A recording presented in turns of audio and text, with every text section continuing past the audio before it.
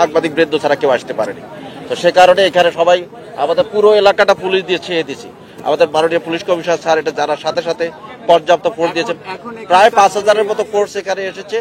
আমাদের এছাড়া এপিবিএন এর ফোর্স এসেছে, আমাদের ডিপ্লোম্যাটিক সিকিউরিটির ফোর্স এসেছে, আমাদের আরো যারা এটিউ এর ফোর্স এসেছে, বিভিন্ন জায়গা থেকে আমাদের ফোর্স এসেছে। সবাই খুব কষ্ট করেছে এবং এছাড়াও বাংলাদেশ সেনাবাহিনীর সদস্যগণ, এয়ারফোর্সের সদস্যগণ, ফায়ার সার্ভিস, সিভিল ডিফেন্সের সদস্যগণ, সিভিল এভিয়েশনের আমাদের কর্মকর্তা কর্মচারী ভিতর সবাই খুব চমৎকার কাজ করছে, নিরলসভাবে কাজ করছে। বিষয় আপনারা দেখেছেন, বেশ উৎসুক জনতা রয়েছে, বা সবাই সুশৃঙ্খল আছে এবং পুলিশ আমরা খুব নিয়ন্ত্রণ রেখে আইন শৃঙ্খলা এখানে খুবই স্বাভাবিক বা সুন্দর আছে।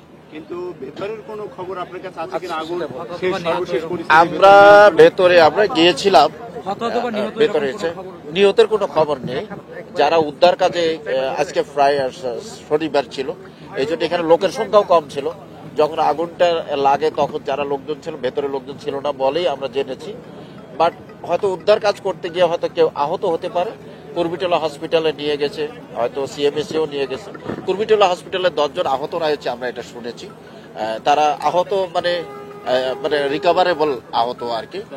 আগুনের সূত্রপাতটা যেটা আছে সেটাকে সিসিটিভি ফুটেজে কি আপনি এটা আমরা এখনো দেখিনি বা আমরা বলতেও পারবো না। এটা ফায়ার সার্ভিস ও সিভিল ডিফেন্স ওনারা এই বিষয়ে মানে কনসার্ন এবং এটা তাদের সাথে প্রাসঙ্গিক, তারা নিশ্চয়ই এটা দেখবেন। আর সিসিটিভির বিষয় যেটা বললেন, হয়তো আমরা এই উদ্ধার কাজ সম্পন্ন হলে হয়তো আমরাও আইডি যেটা ব্যবস্থা নেওয়ার আমাদের কাছে যেটা প্রাসঙ্গিক হবে সেটা আমরা দেখব।